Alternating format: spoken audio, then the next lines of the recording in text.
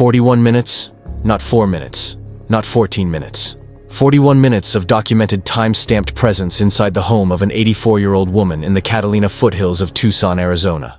That number, 41, is the number that changed everything about this investigation from the inside before the public knew it. It is the number that made Sheriff Chris Nanos pick up his phone and make a call that sheriffs almost never make in missing person cases. It is the number that separated what law enforcement was being told about what happened to Nancy Guthrie from what the evidence was actually showing them. And it is the number that, when you understand what it means, when you understand what experienced investigators understand about human behavior and criminal timing inside residential properties, makes the kidnapping narrative collapse. This is not a video about who took Nancy Guthrie. The investigation is active as of February 16, 2026, and law enforcement has not identified a suspect publicly. 3 individuals were detained on the evening of February 13th, according to reporting by Fox News and local Arizona outlets, near a neighborhood approximately 2 miles from Nancy's home, following FBI and SWAT operations involving multiple agencies. A silver Range Rover was photographed being searched in a restaurant parking lot near First Avenue and River Road, according to what CNN producers on the ground documented. Law enforcement declined to release details, stating at the FBI's request that no additional information is currently available, according to the Pima County Sheriff's Department's official statement. But this video is about something more fundamental than who. It is about why Sheriff Nanos knew from the beginning that what happened inside Nancy Guthrie's home was something different from what the ransom notes were telling everyone.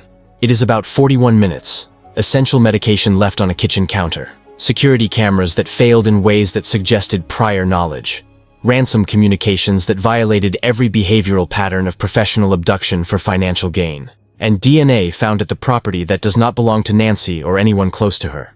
According to the Pima County Sheriff's Department's official statement released on February 13th, it is about why a veteran sheriff, the moment he reviewed what investigators found at the scene, called in homicide detectives for a case where nobody had been found.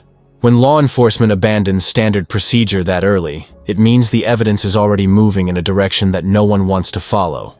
Before any analysis, any theory, any evidence, we need to understand who this investigation is about. Because the moment she becomes an abstraction, the moment she becomes a case number or a media story rather than a person, we lose the most important thing about this entire investigation. Nancy Long Guthrie was born on January 27, 1942 in Fort Worth, Kentucky, according to public records and family statements. She is 84 years old. She raised 3 children in Arizona over more than 5 decades. Annie, Savannah, and Cameron. She became a grandmother. She remained mentally sharp, cognitively clear, and engaged with the world around her well into her 80s. Her daughter Savannah described her in a video released on February 13th. According to what CNN reported of the statement, "Our mom is a kind, faithful, loyal, fiercely loving woman of goodness and light," Savannah said. "She has grandchildren that adore her and crowd around her and cover her with kisses." That woman, that grandmother, was taken from her home sometime in the pre-dawn hours of February 1st, 2026, according to the official timeline established by investigators. Sheriff Chris Nanos described Nancy to reporters as sharp as a tack, according to what multiple outlets documented from his press conference statements.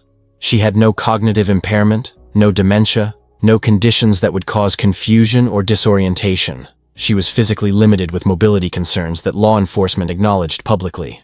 And she required daily medication for serious health conditions, including a pacemaker, according to what the sheriff confirmed. But her mind was clear. She knew exactly what was happening the night someone entered her home. That clarity matters to everything that follows.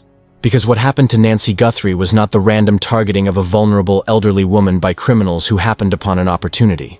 According to what the evidence pattern shows, what happened required detailed knowledge, specific knowledge, the kind of knowledge that comes from proximity, not distance.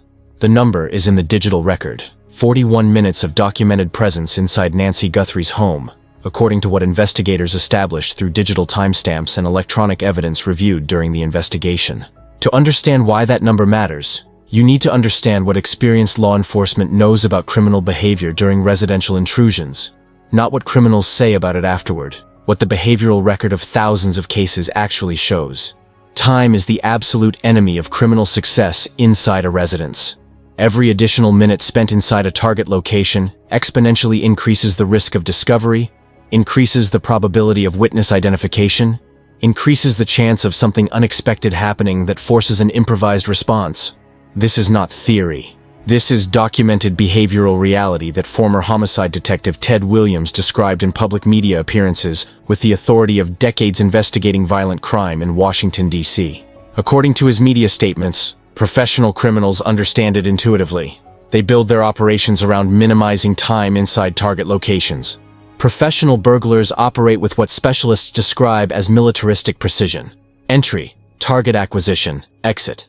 The documented average operational duration for experienced property criminals is approximately 5 minutes. That is the benchmark established by behavioral research across thousands of residential crimes. 5 minutes in, target secured or acquired, out.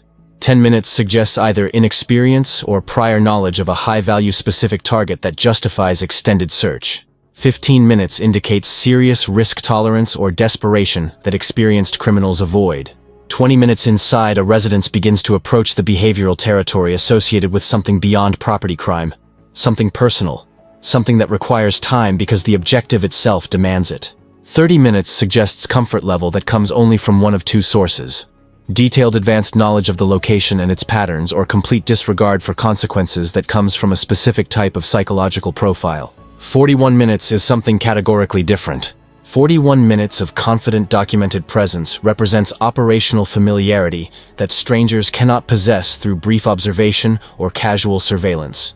It represents comfort with the interior layout, comfort with the security systems, or the absence of functioning security systems, comfort with the routines and patterns of whoever lives there. The kind of comfort that comes from insider knowledge or extensive dedicated prior surveillance of the kind that professional criminal operations invest in only when the target justifies substantial resource commitment. Former homicide detective Williams stated this conclusion directly in media appearances.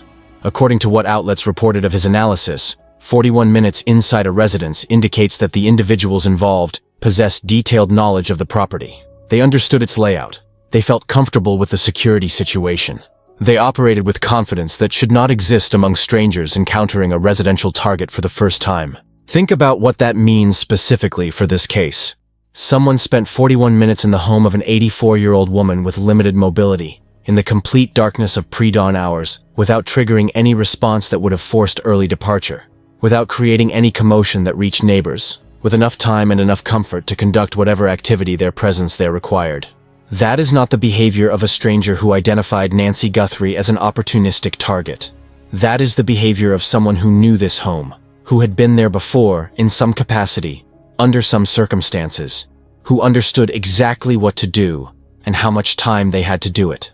Sheriff Nanos was briefed on this timeline and this evidence pattern within the first 24 hours of the investigation, and the moment he understood what 41 minutes meant in the context of everything else found at the scene, he made his decision.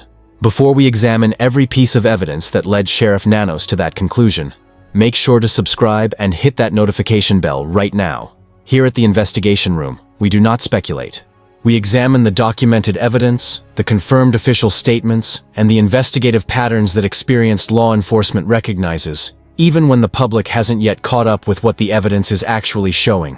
New investigations and case updates every week. If you think this case is exactly what the ransom notes want you to believe it is, watch this video first, then decide. But it wasn't just the time. It was what was left behind. Nancy Guthrie's essential medications remained in her home after whoever took her spent 41 minutes inside it. According to what Sheriff Nanos confirmed publicly, not hidden, not locked away, accessible, visible on the kitchen counter where she kept them for easy morning access. According to what the investigative record suggests, the sheriff was specific in his public statements about the nature of these medications. According to what reporters documented from his press conference, these were not lifestyle supplements, not optional wellness products. These were pharmaceuticals managing serious medical conditions, whose absence creates rapid physiological deterioration. The specific conditions were not disclosed to protect family privacy, but the medical necessity was unambiguous. These medications maintained Nancy's physiological stability, prevented dangerous complications, and kept her alive and functional. Missing a single day of treatment for conditions of this severity can trigger serious medical episodes.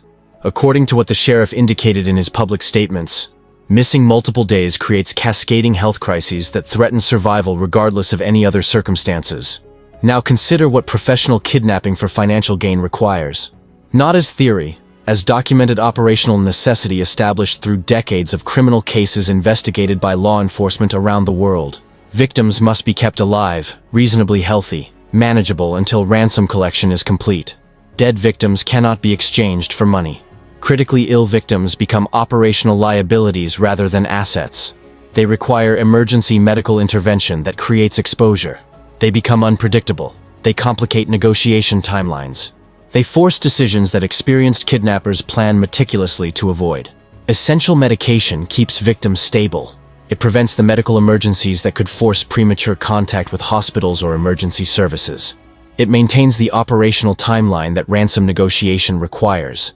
Any professional kidnapping operation, any operation genuinely motivated by financial extraction from the Guthrie family, would have taken those medications not as an afterthought, as basic operational necessity. They were not taken. This forces an uncomfortable fork in the analytical road.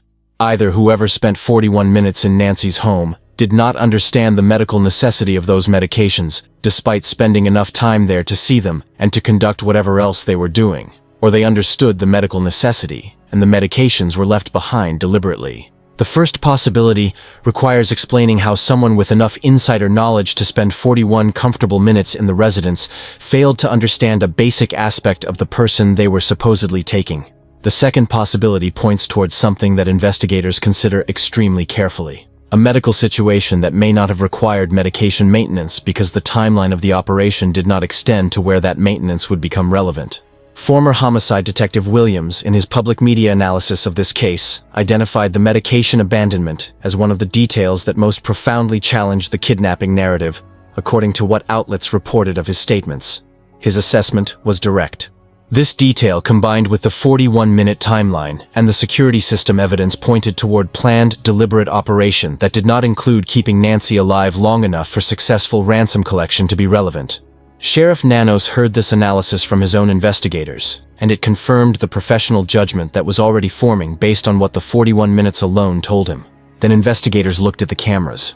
Nancy Guthrie's residence was equipped with what the investigative record describes as a professional-grade security installation, according to what was established during the investigation. Multiple cameras positioned to provide comprehensive coverage of key areas around the property perimeter. A Google Nest doorbell camera on the front porch. Additional cameras at interior locations. During the 41-minute window when someone was present in her home, according to the digital timeline investigators established, the interior cameras were not functioning, not broken by mechanical failure, not disabled by power surge or random equipment malfunction, inoperable in a manner that suggested deliberate intervention, or critically, advanced knowledge of which specific systems needed to be addressed. The doorbell camera disconnected at 1:47 a.m., according to the precise timestamp Sheriff Nanos presented in his February 5th press conference. Not because it malfunctioned, because someone disconnected it, as the recovered surveillance footage would later demonstrate. Professional security systems include redundancies specifically designed to prevent this type of selective targeted failure. Backup power supplies, tamper alerts, multiple overlapping cameras. These redundancies exist precisely because security companies understand that criminals will attempt to disable surveillance. The systems are built to make complete disabling extremely difficult without detailed knowledge of the specific installation. The pattern of camera failure at Nancy's home indicated something that investigators recognized immediately. According to what the subsequent investigative decisions reflected, this level of security system awareness indicates familiarity that cannot be achieved through casual observation from the street. Someone had to know specifically which equipment needed to be addressed, the camera placement, the equipment specifications, where the connections were, how the system operated.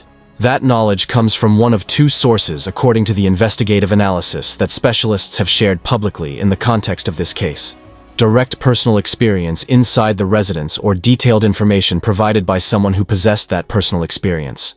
Detective Williams addressed this specific aspect in his public media appearances. According to what was reported, security system knowledge of this specificity indicates prior legitimate presence on the property, he assessed. Contractors who worked on installation or maintenance, service providers with regular interior access, social contacts who had been inside frequently enough to understand the layout and the systems. This observation aligned with something that investigators noted early in their canvass of Nancy's neighborhood.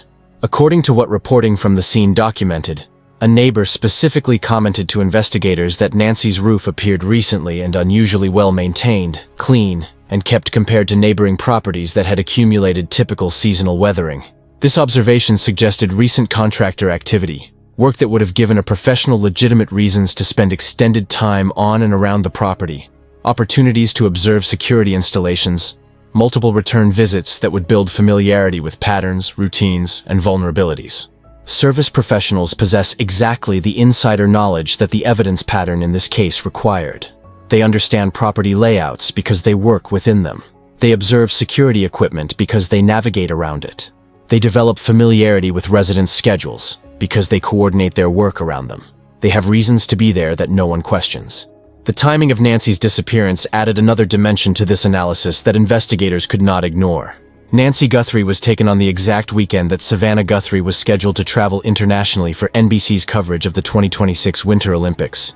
According to what the reporting on Savannah's professional commitments documented, Olympic coverage assignments are not spontaneous decisions. They are determined weeks or months in advance through complex network planning that involves production teams, travel arrangements, broadcasting logistics, accommodation coordination, and international credential processes. Savannah's assignment would have been known to her professional circle, her social contacts, and by extension, anyone within the extended network of people who interacted with the Guthrie family in personal or professional capacities. Someone with knowledge of that travel commitment would understand specific things about the vulnerability window it created. Nancy would potentially be alone for extended periods. Immediate family response to any emergency would be complicated by Savannah being internationally located and involved in a major live broadcast commitment. The primary family member most likely to mobilize quickly and decisively in a crisis situation would be physically distant and professionally occupied. The precision of this timing, landing on the exact weekend of Savannah's scheduled departure, is difficult to attribute to coincidence according to the investigative framework that experienced law enforcement applies to timing analysis. Coincidences in criminal cases exist, but coincidences that align perfectly with the specific vulnerability windows created by the private scheduling decisions of close family members deserve scrutiny proportional to the precision of the alignment. This coordination suggests access to information about family schedules, professional obligations, and personal commitments that extends well beyond what public media coverage would provide. Savannah's Olympic assignment may have been known publicly, but the specific weekend of departure, the specific window of maximum vulnerability, the specific period when her ability to respond quickly would be most compromised, that level of detail is not public information. It is the kind of information that circulates within the social, professional, and service circles that intersect with a family's daily life, not necessarily among close family members, but among the extended network of people who hear pieces of family planning through casual conversation, professional coordination, or social interaction that naturally includes references to upcoming travel and work commitments. When investigators place this timing observation alongside the 41 minutes, the medication abandonment, and the security system knowledge, the picture forming was not consistent with stranger crime. Random criminals do not plan around the specific travel schedules of a victim's prominent family member. Random criminals do not spend 41 comfortable minutes in a residence. Random criminals do not know which interior cameras to disable. The picture forming was consistent with something else. Something that Sheriff Nanos recognized with enough clarity to make the call that changed the entire trajectory of this investigation. Sheriff Chris Nanos did not quietly assign a homicide specialist as backup support, while standard missing person protocols proceeded in parallel. He made the decision publicly, deliberately, and with full professional understanding of what that decision communicated to every person paying attention. He arrived at the scene himself. He reviewed what investigators had found, and then he made a call that he acknowledged in press conferences was unusual. Rarely, he told reporters, does law enforcement call out homicide investigators in missing person cases. According to what the documented press conference record shows, this was different. The word rarely carries professional weight in law enforcement communication that the public sometimes misses.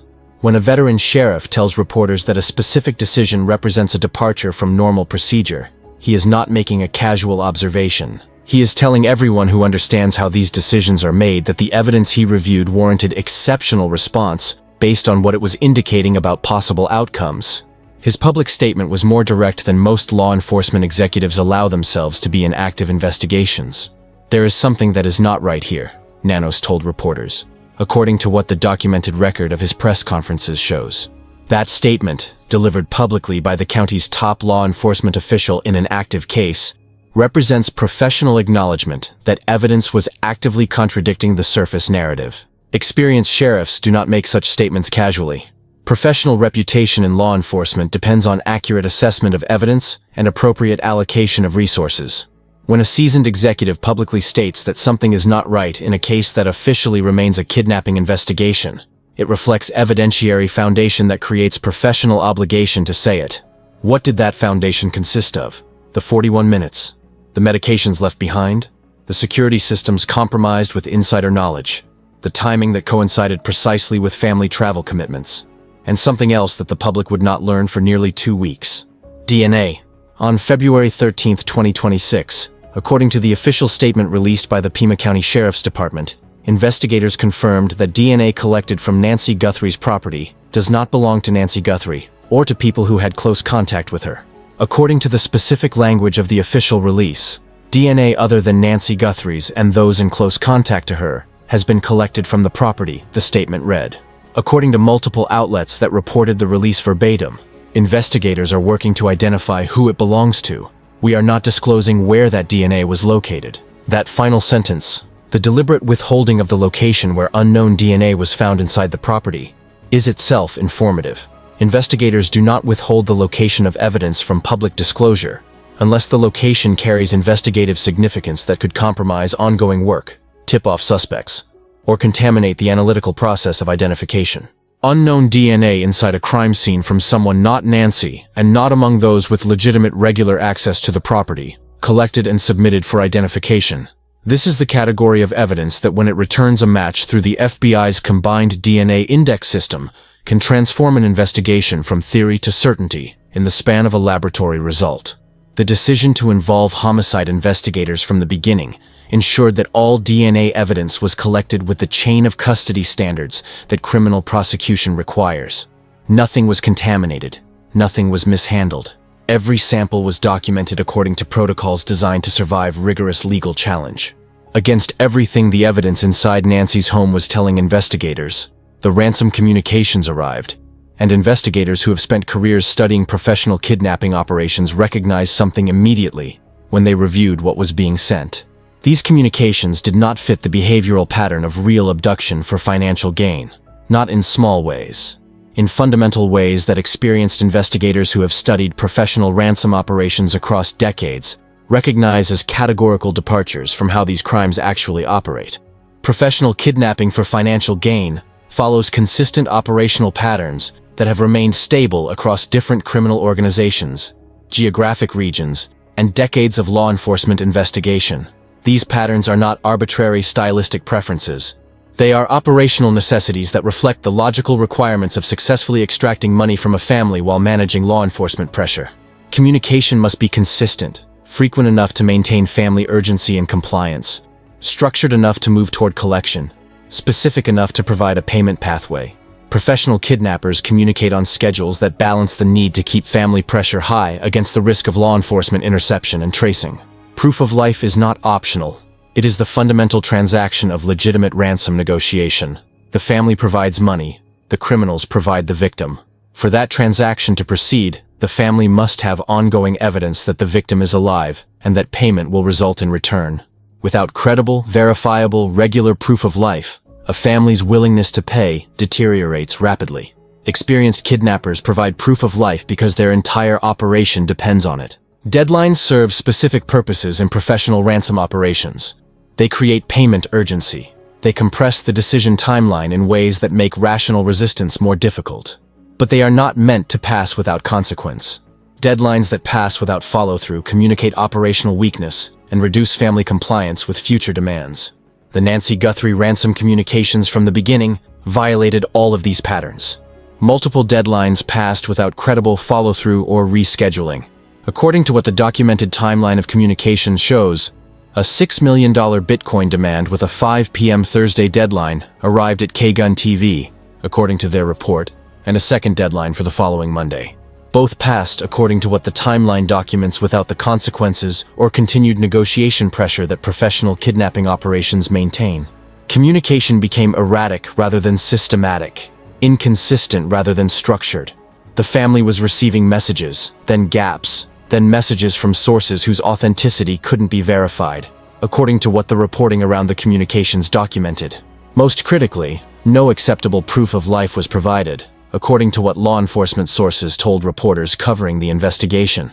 No specific details about Nancy's current condition. No location markers confirming her current status. No personal information that only Nancy could provide that would demonstrate ongoing direct access to her. Former FBI Special Agent Catherine Schweit, who investigated a strikingly comparable case in rural Wisconsin in 2003, made this point directly in her interview with NBC News. According to their reporting, in the Wisconsin case, an 88-year-old grandmother was abducted by her granddaughter's boyfriend for ransom. The criminal communicated aggressively and consistently from the beginning, according to Schweit's account, because successful financial extraction was genuinely the goal. If you were going to abduct somebody for cash, why wouldn't you aggressively try to get the cash by communicating with the family right from the start, Schweit said, according to NBC News, so you could get your money and return the victim? The question answers itself. The absence of consistent aggressive proof of life-backed communication in the Nancy Guthrie case tells investigators something about whether financial extraction is actually the operational objective. Step back from individual developments, from specific timestamps and specific forensic findings. Look at the entire evidence pattern as a whole. 41 minutes of comfortable, confident, documented presence inside the home. Essential daily medications left visibly behind. Security systems disabled with specific insider knowledge. Operation timed precisely to coincide with the specific vulnerability window created by a family member's previously planned international travel. Ransom communications that violate every behavioral pattern of professional abduction for financial gain. Unknown DNA inside the property from someone with no established legitimate presence there. Every one of these elements points in the same direction. Every one of them is inconsistent with the narrative of random stranger crime motivated by financial gain. Every one of them is consistent with the alternative narrative that Sheriff Nanos was assembling in his professional mind from the first hours of this investigation. This was not a random criminal who identified an elderly woman as a financial opportunity. Random criminals do not spend 41 minutes. Random criminals do not know which cameras to disable. Random criminals do not time their operations around the specific travel schedules of a victim's family member. Random criminals do not leave behind the medications that would keep their financial asset alive. The profile that these evidence elements construct is of someone with knowledge, specific intimate operational knowledge that random strangers cannot possess. The kind of knowledge that develops through proximity, through legitimate access to a person's life, through the kind of relationship or professional interaction that puts someone inside a home, inside a schedule, inside a security system, in ways that provide the operational intelligence the 41-minute operation required. On the evening of February 13, 2026, the investigation took a significant visible turn. Fox News, citing a local law enforcement source, reported that 3 individuals were detained in connection with the Nancy Guthrie investigation. According to their reporting published on February 13th, the source described the detained individuals as 2 males and one of their mothers. According to the specific details Fox News published, the source indicated a warrant had been served, and noted that during warrant execution, technically everyone is detained. According to the specific context provided, the Pima County Sheriff's Department confirmed law enforcement activity near Orange Grove Road and North First Avenue, approximately 2 miles from Nancy's home. According to their official post on social media, multiple agencies were present. According to what 13 News reporter Shar Pordanesh, who was among the first at the scene, documented, vehicles from the Pima County Sheriff's Department, the FBI, Marana Police Department, Oro Valley Police Department, and Sahuarita Police Department were all visible at the location. A silver Range Rover was photographed being searched in the parking lot of a Culver's restaurant near First Avenue and River Road, approximately 2 miles from the primary scene, according to CNN producers on the ground who documented investigators photographing the vehicle's interior and trunk before it was towed. The Pima County Sheriff's Department stated that at the request of the FBI, no additional information about the operation would be released at that time, according to their official statement. This specific language attributing the information hold to FBI request indicates that the February 13th operations were part of a coordinated federal strategy, rather than local law enforcement acting independently. Law enforcement activity at the location lasted approximately 4 hours according to CNN's reporting, before the area reopened and investigators departed. The investigators who reviewed the same evidence we have been discussing in this video, the 41 minutes, the medications, the security system, the timing, the ransom communications, the unknown DNA, reached the operational conclusion that February 13th represented the moment to act on the leads that evidence had developed. No arrests have been announced as of February 16, 2026. According to what official statements confirm, no identities of the detained individuals have been publicly released. The Pima County Sheriff's Department confirmed it will not release information about individuals detained, and later released without charges according to their standard procedure statement, consistent with the constitutional protections that apply to anyone detained but not arrested. But the operational activity of February 13th, the scale of the multi-agency response, the specific location 2 miles from Nancy's home, the warrant that required a judge to determine probable cause was met before it was signed, represents the most significant visible investigative movement in this case since the surveillance footage was recovered. Sheriff Nanos's early decision to involve homicide specialists was not merely a tactical adjustment. It was an architectural decision about how this entire case would be built, according to what that decision means for evidence collection and eventual prosecution. Evidence collected under homicide investigation standards is preserved with chain of custody documentation that criminal prosecution of the most serious charges requires. Every piece of physical evidence, every digital trace, every sample is cataloged and handled in ways designed to survive the most rigorous legal challenge. The DNA at the property, the gloves found during the search of the surrounding terrain, the footage recovered from the Google Nest camera's back-end systems, all of it was collected by investigators working according to the most demanding standards in law enforcement. When cases of this complexity eventually reach prosecution, the quality of evidence collection determines whether what investigators know and what they can prove in court align. Sheriff Nanos's decision ensured that alignment from the first hours of this investigation. The FBI's 24-hour command post in Tucson remains active according to official statements. Several hundred detectives and agents remain assigned to the case. According to the joint statement from the Pima County Sheriff's Department and the FBI, the reward stands at $100,000 for information leading to Nancy's location, or the arrest and conviction of anyone involved in her disappearance. The investigative architecture includes several specific forensic processes still underway. According to what the evidence record shows, the unknown DNA from the property is being identified through comparison against law enforcement databases, and potentially through forensic genealogy methods. The gloves found approximately 2 miles from the home are an analysis for DNA that could have been deposited on their interior surfaces during use. Cell tower data from the period around 2 a.m. on February 1st is being processed for phone activity that would identify who was in proximity to Nancy's home during that window. Each of these parallel forensic processes represents an independent pathway to identification. If any one of them returns a match, it creates the convergence that investigators build prosecutable cases from. Multiple independent streams of evidence pointing at the same individual. Nancy Long Guthrie was born on January 27, 1942. She raised a family. She built a life in Arizona over 5 decades. She was someone her daughter described as a woman of goodness and light with grandchildren, who cover her with kisses. Someone who knew her home, her schedule, and her vulnerabilities took her from that home in the pre-dawn hours of February 1st. Someone who spent 41 minutes inside that home with a confidence that strangers simply cannot possess. Someone who knew which cameras to disable. Someone who knew the window of vulnerability created by family travel. Someone who left behind the medications that only matter if you intend the victim to survive long enough for them to be relevant. The investigation has produced unknown DNA from the property. 3 individuals detained on the evening of February 13th near a location 2 miles from Nancy's home. A Range Rover searched and towed. Multiple agencies executing a coordinated warrant. A reward of $100,000. Over 18,000 tips processed. And it all came back to 41 minutes. Because 41 minutes was never just a number. It was evidence. It was the documented proof that what happened to Nancy Guthrie was not what the ransom notes wanted everyone to believe. It was the timeline that told Sheriff Nanos within the first 24 hours that this investigation needed homicide detectives, not ransom negotiators. The evidence that was always pointing somewhere specific is now actively being followed to that somewhere. The forensic work that was always building toward convergence is now producing the results that warrant searches and justify detentions. The investigative architecture that Sheriff Nanos built from the first hours of this case, built for prosecution rather than just investigation, is now being tested against the evidence it was designed to support. This investigation has been presented with complete respect for Nancy Guthrie and her family.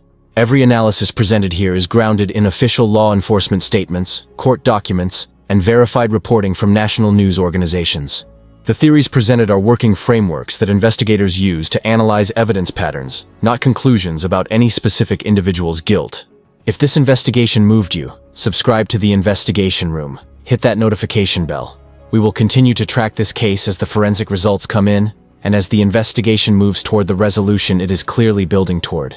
Because here, we do not speculate. We examine what the documented evidence actually shows. And the evidence in the Nancy Guthrie case, particularly the 41 minutes that Sheriff Nanos understood from the beginning, shows that what happened was never about ransom, never about random crime, never about stranger danger. It was about knowledge, about access, about familiarity, and 41 minutes of documented presence inside that home proves it. Nancy deserves to come home. Her family deserves answers. The evidence deserves to produce justice. The investigation continues.